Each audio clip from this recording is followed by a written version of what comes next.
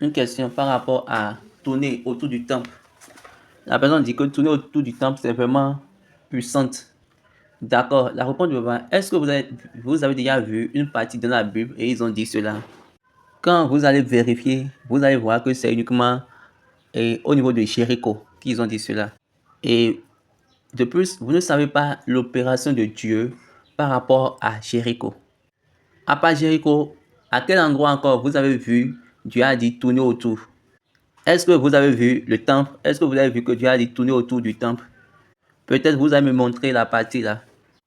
Ce lieu-là, le temple, est le lieu de l'autel de Dieu. Ce n'est pas une terre étrangère. Oui, vous allez dire que c'est puissant. Oui, vous savez pourquoi? Parce que certaines personnes, elles vont dire que c'est le prophète qui a donné le message. Oui, c'est là même la confusion totale, elle est semée. Au temps de nos pères, ils n'étaient pas si bibliques comme vous l'êtes aujourd'hui. Ok, excusez-moi là, quand je dis ça, c'est peut-être une mal dit, mais ils ils ne gardaient pas de versets bibliques comme vous le faites aujourd'hui. Et puis, les gens, ils ne lisaient pas comme cela la Bible, mais ils avaient l'autorité spirituelle, l'onction spirituelle. Lorsqu'ils lisaient les messages de révélation, ou bien les papiers de révélation, vous allez voir qu'ils déchirent certains papiers. En leur temps aussi, mais à leur époque, il y avait également des messages de confusion, des messages et des faux messages. Mais vous allez les voir, ils vont les effacer, les enlever, les retirer. Mais ça ne faisait aucune différence. Et ça, c'était la vérité. Ceci, c'est venu par un prophète. C'est venu par les prophètes et le fait de dire tourner autour du temple. Il y a encore un autre message, ils disent, ok, prends l'orange et compte les graines qui sont dedans. Tout ça là, c'est de la folie. D'autres personnes disent, prends la basket et compte le nombre de graines dedans. Et tu changes maintenant cela en fonction d'argent et tu remets. Oui, nous avons entendu plusieurs choses. Tout ça là, organisé par les prophètes. Maintenant, qui est cette personne-là qui est capable de s'asseoir pour maintenant vérifier le message des prophètes par l'esprit, par une autorité spirituelle? Et il peut dire par esprit que ça là c'est faux, ça là c'est vrai. Il n'y a pas de sentiment dans cette affaire. Vous dites que c'est vraiment puissant. Si on tourne autour du temple, d'accord. Il n'y a pas de souci. Ce qui est sûr, la fin justifiera les moyens. Un jour, Dieu vous dira que c'est faux. Et il te dira que de revenir sur les réseaux sociaux, de revenir spécialement sur ces plateformes pour pouvoir dire. Souvent, j'aime que les gens disent ce que Dieu a dit. Je ne veux pas que les gens viennent dire ce qu'il veut dire, mais plutôt ce que Dieu a dit. Parce que l'Église n'a aucune erreur en elle-même, n'a aucune partie biaisée. Par rapport à ce que Dieu dit, il n'y a pas de biaisé dedans. C'est ce que Dieu dit, c'est cette chose-là qui pourra te transformer. La question suivante. Avant, quand je parlais, vous dites que ce n'est pas dans la Bible. Maintenant, vous êtes d'accord et vous dites que c'est la Bible. Maintenant, vous dites encore que c'est selon le but de prière. Et pas, je ne veux pas, frère Silas, je ne veux pas que tu dis pas le but de prière ou bien le but de quoi que ce soit. Ce que je veux est que tu réponds à Dieu, tu satisfais à Dieu. Spécialement spécialement l'église du christianisme céleste. C'est une église de victoire. Mais le diable s'est investi tellement que il s'est investi sur la congrégation au temps où c'est devenu plus diabolique. C'est notre problème actuel. Nous devons, nous devons nous réordonner. Dieu ne dit pas l'un ou l'autre, non. Jésus également ne dit pas l'un ou l'autre, non. La vérité, c'est la vérité. Ce qui est vrai est vrai. Je veux savoir, je veux que quelqu'un vienne dire qu'au temps de Papa Ochofa, nous tournons autour du temple. Toutes ces choses sont venues parce que nous n'avons pas eu le temps de protéger, de garder l'héritage. Il y avait des guides, des prophètes. Il y avait des guidances spirituelles, des guides, des guidances spirituelles des prophètes au temps de Papa Oshofa. Donc, il y avait des, on va dire des conseils en termes de prophétie. Nous avons, au temps de Papa Oshofa, il y avait des guides spirituels, des conseils spirituels ou bien des conseils spirituels pour les prophètes. Mais aujourd'hui, toutes ces choses-là n'existent plus. Et plus il n'y a plus de guides. Donc, nous tous nous voyons là, nous sommes maintenant. Que Dieu nous aide. La question suivante. Maintenant, si le prophète dit que, si le prophète dit que de tourner autour du temple, hein, ça, c'est un ordre du prophète. Nous pourrons l'exécuter. Excepté si tu nous dis que Dieu ne peut jamais dire ça. Mais ça ne fait pas partie de Dieu pour l'église du Christian Céleste. Et Baba répond oui. Dieu n'a pas sa bouche dans cela. Je veux vous le dire. Dieu n'a pas sa bouche dans cela. Maintenant, je vous ai déjà mis en challenge. Montrez-moi dans la Bible, cette Bible-là que vous citez, montrez-moi dans la Bible où Dieu a dit, il a dit, Josaphat tourne autour du temple 7 fois. Il n'a même pas dit ça à Josué. Il a dit à Josué d'aller à Jéricho pour le faire, pour que les murs de Jéricho tombent. Maintenant, vous voyez l'intention, il le fait pour que les murs de Jéricho tombent. Maintenant, si vous faites autour du temple, vous voulez que les murs du temple tombent. Vous voulez faire tomber les murs du temple.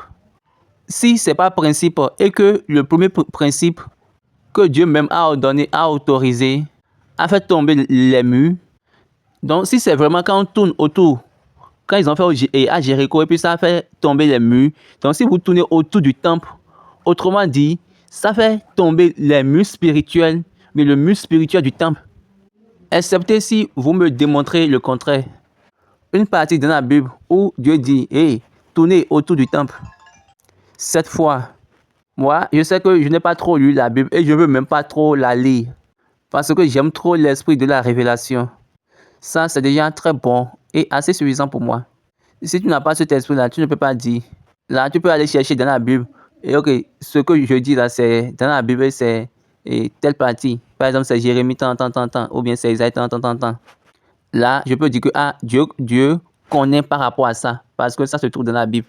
Mais là où je suis assis maintenant, je vous dis, je suis désolé, Dieu ne connaît rien par rapport au fait que vous dites tourner autour du temple. Je me rappelle d'une histoire et Mokola, il nous a narré cette histoire. Il a dit qu'il connaissait un prophète. Donc, lorsque le prophète donne un message, tellement ils ont connu le prophète que quand la manière dont le prophète démarre et la manière dont le prophète termine, ils ont déjà eu l'expérience de ça, donc ils maîtrisaient ça. Parce que ce prophète-là, c'est que d'habitude, quand il veut donner des messages, il voit l'ange et l'ange ouvre le livre et puis le prophète lit. Et là, de ce jour-là, que l'ange qui ouvre le livre pour lui, l'ange est venu et puis il a ouvert. Et puis le prophète a lu. L'ange a fermé. Aussitôt, un autre ange est venu et il a encore ouvert un autre livre, un autre ange. Et en même temps, le prophète a dit, j'ai encore vu un autre ange qui a ouvert un autre livre. Et aussitôt, le devancier lui a dit, non, ne donne pas ce message. Donc nous devons avoir des conseillers, ou bien ceux qui doivent nous guider. Sinon, il y aura toujours des problèmes. Les Oli, ils ont un leader, qui fait leur culte de prophète avec eux. Allez et demandez pour le culte des prophètes. À l'époque, il y avait un leader. Il y a un leader qui contrôle, mais qui prend contrôle de ce culte-là. Ou bien qui dirige ce culte. Ce n'est pas un prophète qui dirige le culte des prophètes. Je me rappelle de l'histoire de Baba Akande, S. Akande. Et à Mokola, il était le responsable des prophètes. Et à Ketu, au siège international ici, c'est Smith qui était responsable des prophètes. Et c'est ainsi sur plusieurs paroisses en notre temps. Et graduellement, nous avons commencé par mettre ces choses-là de côté. Et c'est les prophètes maintenant qui ont commencé par se conduire eux-mêmes. Et ils donnent maintenant des messages, des révélations qui ne sont pas correctes. Mais nous les maintenons parce que nous sommes sentimentalement dans le problème. Ce n'est pas le vrai chemin ça. Et nous ne sommes pas là. Que Dieu soit avec nous. Quelqu'un a encore demandé quelle est la manière d'allumage des bougies. Quand on dit Yara, ça rend en même temps. Tu commences par allumer. Tu allumes la bougie centrale et tu descends complètement en bas et tu allumes. Et tu commences par remonter. C'est ainsi on allume. Une question de Victoria Fachino. La question dit, les femmes impures ne viennent pas à l'église. Est-ce que une prophétesse plutôt, impure, peut donner de messages? La réponse de Baba. Cette question, c'est une question de façon maladroite. Qu'est-ce que je veux dire par là? Dieu peut donner l'information à n'importe qui, à n'importe quel temps. On nous a même narré une histoire. Et c'était une cérémonie de sortie d'enfants à Makoko, je précise même la paroisse. Et puis le prophète qui gardait l'enfant, on lui a dit par révélation que cet enfant a un esprit hautement élevé que le prophète lui-même. Pour ces raisons, le prophète ne pourra pas donner, on ne pourra pas donner son nom au prophète. Et puis Dieu les a laissés dans le temple, il est parti très loin pour aller vers une femme dans sa maison, qui est une prophétesse mais impure, qui était impure et dans la période. Et puis, dans son lieu d'impureté, il a reçu le nom de l'enfant. Et puis il a dit, le nom de l'enfant c'est tel, tel, tel, tel, tel. Regardez, le prophète qui a gardé l'enfant a donné le message de l'enfant. Mais le nom de l'enfant, ils n'ont pas donné ça au prophète qui a gardé l'enfant. Donc, lorsque Baba Bada et Baba Chouale étaient en train de se communiquer entre eux, ça c'est encore quoi? Comment on va gérer ça? Quand ils étaient en train de poser cette question, la femme qui a reçu le nom est venue maintenant à l'église. Genre à l'entrée de l'église. Et puis, elle était plutôt à l'entrée. Elle faisait des signes à ceux qui étaient à l'intérieur. Parce qu'elle ne pourra pas entrer dans l'église. Et puis, elle est à l'entrée. Et maintenant, elle dit qu'on m'a donné le nom du bébé. Et puis, quand elle était venue, elle dit, on m'a donné le nom de l'enfant. Et puis, ceux qui étaient à l'intérieur du temple chantaient Alléluia. Parce que là, c'est de façon maladroite. Donc, Dieu peut utiliser quiconque, n'importe qui. Mais on ne peut pas mettre ce prophète-là, cette prophétesse qui est impure en esprit, pour dire que de donner un message. Est-ce que vous avez vu la différence? C'est pour cette raison que j'ai dit que c'est un message c'est une question maladroite. On ne peut pas dire que, d'accord, nous allons mettre une femme impure en esprit. Maintenant, Dieu lui-même peut choisir d'utiliser cette femme-là qui est impure. Et il va avoir des révélations spirituelles. Il n'y a aucun problème à ça. Ça, c'est Dieu. La question suivante. Une autre question, la personne veut savoir, quand on fait les œuvres, les travaux spirituels, après la fin des travaux spirituels, quand c'est prière de 3 personnes, ou bien prière de 7 personnes, est-ce qu'on va faire les 3 personnes, bien les 7 personnes feront face à l'autel avant de chanter 7 Alléluia, ou bien elles seront à leur position initiale pour chanter les 7 Alléluia. Ok, dans ce monde actuellement, le monde moderne, nous disons que nous devons faire face à l'autel. Mais à l'époque, en notre temps, tu gardes ta position pour chanter Alléluia. Remarquez ceci, si ce travail-là, c'est un travail de victoire, notez ça bien, si c'est un travail, bien, si c'est une œuvre de victoire, on ne chante pas Alléluia, mais on chante plutôt Alléluia. À l'époque, en notre temps, pour les travaux spirituels et de victoire, on chante Alléluia. Maintenant, pour les autres travaux de bénédiction et pour tous les autres travaux, on chante Alléluia. Vous pouvez aller demander. Maintenant, malheureusement, je vois des choses maintenant. Lorsqu'ils font la cérémonie de sortie d'enfants, les devanciers qui sont là autour de l'enfant pour pouvoir prier pour l'enfant, lorsqu'ils finissent la prière, s'ils veulent chanter 7 Alléluia, eux tous, ils font face à l'autel. Et je dis encore, ça c'est encore quoi ça? Ça c'est vraiment de l'hérésie. Autour de l'enfant, vous chantez les 7 Alléluia. Les 7 devanciers qui ont prié pour l'enfant, vous restez toujours à votre position pour pouvoir chanter les 7 Alléluia. Moi, ça me dit de tourner. Moi, je ne tourne pas, j'ai même pas ce temps. Allez vérifier vos anciennes photos. Si vous êtes né à notre époque, et s'il y a des vidéos, vérifiez. Aucun d'entre eux ne fait face à l'autel. Mais aucun d'entre eux ne tourne leur position pour pouvoir faire face à l'autel. Là, c'est ce que je peux dire par rapport sur ce sujet. Continuons. Quand tu veux prêcher, tu es dans ta toge. Ok, les frères, ceux qui ne sont pas loin, quand ils veulent prêcher, leur toge, c'est également leur sous-temps de frère. Mais Papa Chef a dit, si un frère va prêcher, et si vous ne voulez pas qu'il prêche en tant que frère, prenez un amoulé de l'autel et remettez-lui. Il va prêcher. Et après sa prédication, il retourne et va partir.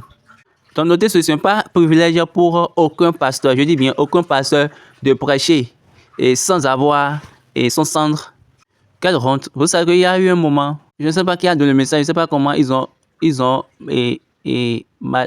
sais pas comment ils ont arrangé la révélation. Moi, je suis toujours du côté danger pour cette église. Je suis toujours du côté dangereux pour cette église. Le prophète a donné le message, a dit que tout le monde doit être en sous-temps frais pour cet dimanche. Je ne sais pas, je me rappelle plus du nombre de dimanches qu'il avait dit. Donc, ils ont accepté le message. Après, ils ont dit à Joseph, et puis, le prophète n'a pas dit ça, il a dit que tout le monde en sous-temps frais. Mais à un moment donné, il veut maintenant ajuster le message. Il faut mettre à mouler des rotors. Ils ont commencé par ajuster le message juste à cause de moi, parce que moi, je reste en sous-temps frais. Maintenant, est-ce que cela a changé quelque chose? Il faut penser que le Dieu qui a dit ça, ce Dieu ne sait pas que en réalité, quelqu'un sans cendre ne peut pas aller à l'autel. Il sait bien, avant de dire cela. Dieu sait que le conducteur doit mettre son amoulé avant d'aller. Maintenant, s'il dit que on ne doit plus mettre amoulé, tout le monde va rester en sous-temps de frais pendant une période donnée à cause du péché. Donc, vous vous dites que le conducteur doit maintenant porter amoulé avant d'aller. Donc, ça veut dire que le conducteur là n'est pas un pécheur.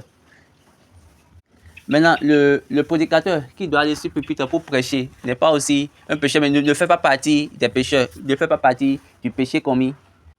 Parce que quand eux tous vont revenir en soutane, vont venir avec un soutane des frères, ils vont dire que Ademola va dire. Ils ont commencé par ajuster. C'est bon, non? Continuez pas à ajuster les messages de Dieu. Je me rappelais, ce message est encore venu plusieurs fois. Au lieu de saisir le signal, ils ne veulent pas. Alors que Dieu était en train de pointer quelque chose. Je me rappelais 1999, excusez, 1996, là où se trouve le siège national de l'ECC aujourd'hui. C'est là où nous faisons notre Galilée. Baba était là, tout le monde était là.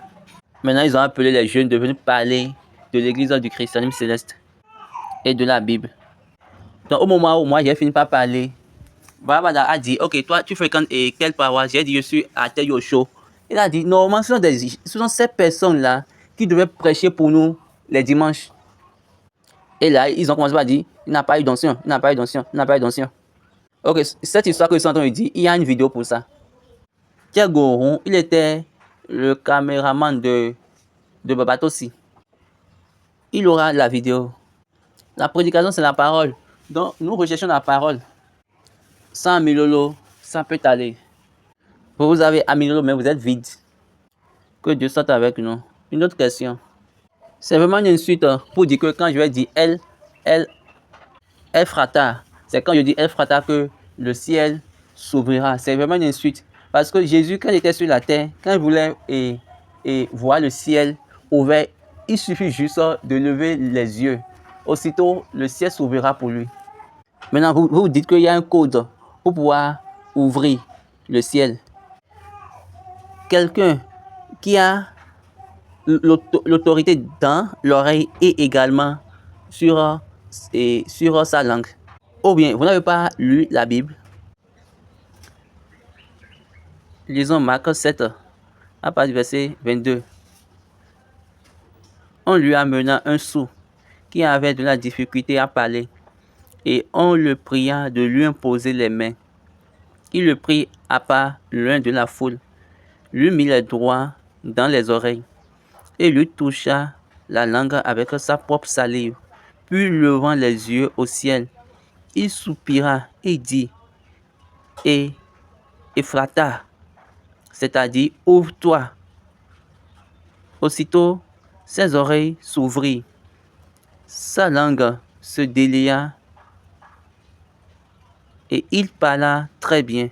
Jésus leur recommanda de n'en parler à personne, mais plus il le leur recommanda, plus ils le prièrent.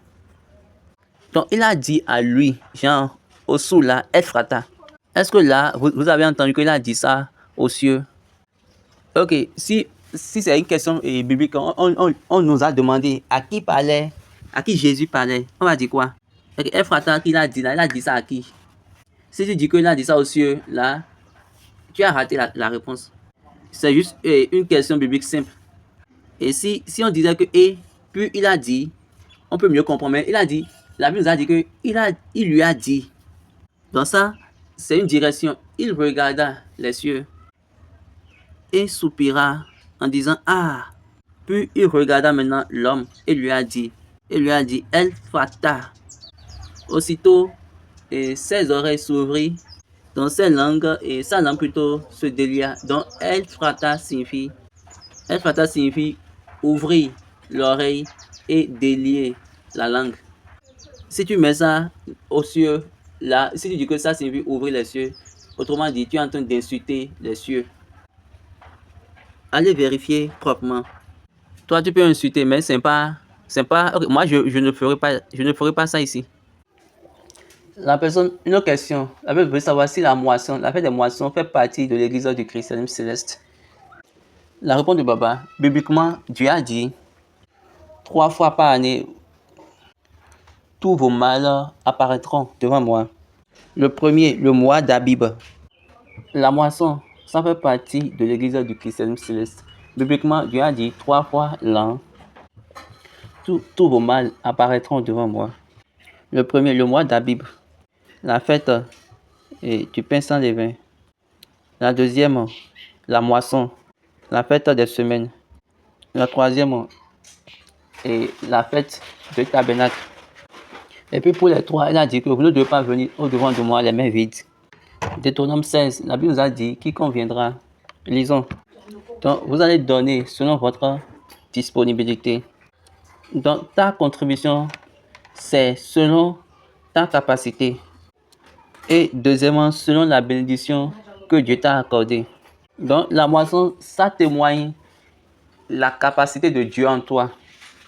La moisson, premièrement, c'est de gagner les âmes. Et deuxièmement, c'est de célébrer l'efficacité de l'œuvre de Dieu sur la paroisse. Par année, qu'est-ce que je veux dire par là? Cette paroisse est plantée aujourd'hui, est plantée ici aujourd'hui. Dans son processus d'être église de Christ, il y a la démonstration de la puissance de Dieu. 1. Premièrement, pour pouvoir convertir les croyants, c'est-à-dire les nouveaux fidèles qui viennent. 2. Pour pouvoir amener encore plus de fidèles. Premièrement, ça donne d'abord la conversion. La conversion pour ceux qui sont dedans là. 2. Gagner les âmes. Donc, c'est les 2 directions pour la moisson.